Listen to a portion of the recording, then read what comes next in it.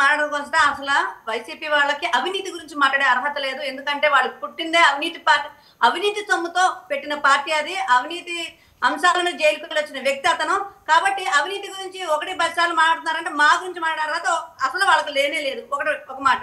రెండోది, ఆయన చిర్రి బాలరాజు గారు అనే వ్యక్తే నా మీద ఎంక్వైరీ చేయండి అని చెప్పి అన్నారు. ఇంకా దీనికి ఏముంటుంది? అలాగే చంద్రబాబు ఒక నిమిషం అండి మాట్లాడివ్వండి.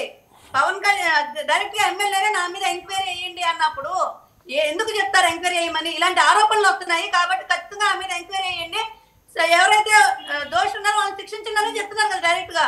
ఇంకా దాంట్లో అలాగే ఏదైతే ఇబ్బందులు కలుగుతున్నాయో వాళ్ళందరినీ కూడా చాలా గట్టిగా పనిష్ చేస్తున్నారు. అలానే మల్లేశ్వర్ గారు మాట్లాడినామండి, క్రాస్ టాక్ వద్దు దయచేసి. ఒక ఇంట్లోనే 4 అన్నదమ్ములు ఉంటే ఒకరికొకరు పడన పరిస్థితులు ఇవి. అలాంటిది కూటమి అన్నప్పుడు ఇన్ని విభిన్నమైన మనస్తత్వాలు, విభిన్న పార్టీలు, ఆ పార్టీ ఈ పార్టీ, ఇలాంటి అంశాల్లో ఎక్కడో ఒక చాట కొంత అసంతృప్త లేదా కొన్ని ఇబ్బందులు ఉంటాయి.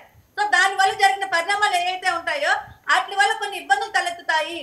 అది వాస్తవం, ఒప్పుకోవాల్సిన వాస్తవం. ఆ ఇబ్బందుల్ని అధిగమించే కోఆర్డినేషన్ కమిటీ ద్వారా మేము ముందుకు వెళ్తా ఉన్నాము. ఎందుకంటే ఇదంతా దేనికోసం?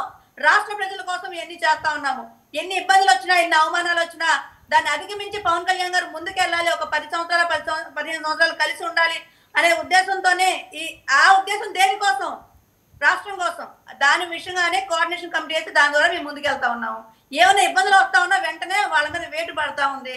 అలానే ఈ రోజు చిర్రి బాలరాజు అనే వ్యక్తి అంశం వచ్చినప్పుడు డైరెక్ట్ గా ఆయనే లెటర్ రాసి నా మీద ఇలాంటి అసత్య ఆరోపణలు ఉన్నాయి, నా మీద ఎంక్వైరీ చేయండి, నా మీద ఎంక్వైరీ చేసి నిజ నిర్ధారణ చేయండి అని చెప్పినప్పుడు దాంట్లో ఇంకా ఎవరు నిర్ణయాలు తీసుకోకపోవడం ఉందండి? పవన్ కళ్యాణ్ గారు పట్టించుకోకపోవడం ఏముంది? ఎందుకు మాట్లాడలేదని చెప్పిన అంశం ఏముంది?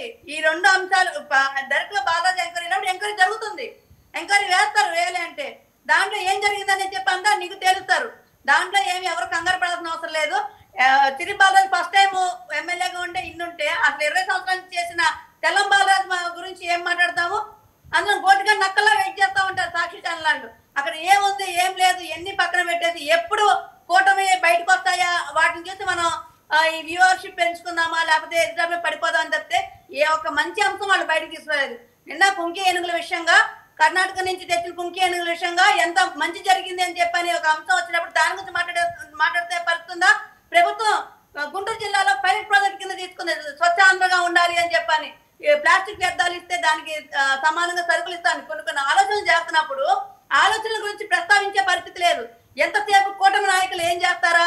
ఆడ బెడ్రూమ్ల దగ్గర కెమెరాలు పెడదామా లేదా ఇంకొకరి దగ్గర కెమెరాలు పెడదామా, ఇలాంటి పిచ్చి ఆలోచనలు తప్పితే ఎక్కడ కూడా ఒకవేళ మీరు అవినీతిని ప్రశ్నిస్తున్నారు, అభివృద్ధిని కూడా ప్రశ్నించాలి, అభివృద్ధి గురించి కూడా మాట్లాడాలి కదా. ఆ మాట్లాడే పరిస్థితి మీకు లేనప్పుడు అట్లా ఒక అవినీతి పార్టీ ఈ రోజు ప్రతి ఒక్కళ్ళ పార్టీలో ఏదైతే మెయిన్ అన్నారో వాళ్ళందరూ కూడా జైలుకి వెళ్తా ఉంటే ఇంకా మీరు అవినీతుల గురించి మాట్లాడుతున్నారు అంటే దెయ్యాలు వేదాలు వాళ్ళు అన్నట్టుగా మేము భావిస్తా ఉన్నాము. అవినీతి లేని పార్టీ జనసేన పార్టీ, అవినీతి అంటే ఏంటి తెలియని పార్టీ జనసేన పార్టీ. ఇక్కడ ఎమ్మెల్యే మీద ఆరోపణలు వచ్చినాయి కానీ ప్రూఫ్ లేవు. కానీ మీకు డైరెక్ట్ గా సిట్ వేసినా కూడా సిట్ను కూడా విమర్శించే పరిస్థితి మీది. సిట్ మీద కూడా ఆరోపణలు చేసే పరిస్థితి. ఇంకా ఎన్ని చేయాలి, ఏం చేస్తారు అని చెప్పి అనేది ఇంకా భవిష్యత్తులో ఎవరెవరు పెద్ద తలకాయలు కూడా జైల్లో కూర్చునే పరిస్థితి. మీరా మా గురించి మాట్లాడేది, మీరా కూటమి ఐక్యత గురించి కూటమి నాయకుల గురించి మాట్లాడుతున్నారు. ఎక్కడ అవినీతి జరుగుతుందా లేకపోతే ఇంకోటి జరుగుతుంది అనేది తేల్చమని డైరెక్ట్ గా బాలరాజు గారు చెప్పారు.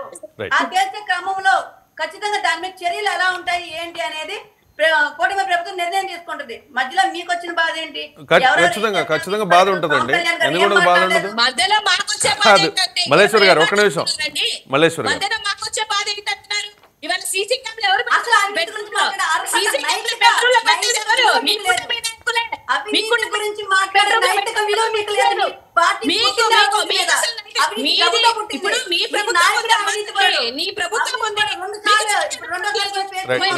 మల్లేశ్వర్ గారు, సౌజన్య గారు, మల్లేశ్వర్ గారు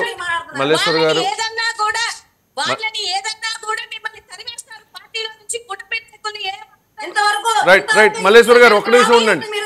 మల్లేశ్వర్ గారు, సౌజన్య గారు ఆగమంటే ఆగాలి. దయచేసి ఆగండి. క్రాస్ టాక్ వద్దండి. ఆగమంటే ఆగండి దయచేసి. మ్యూట్ చేయండి మల్లేశ్వర్ గారిని, మ్యూట్ చేయండి ఒకసారి.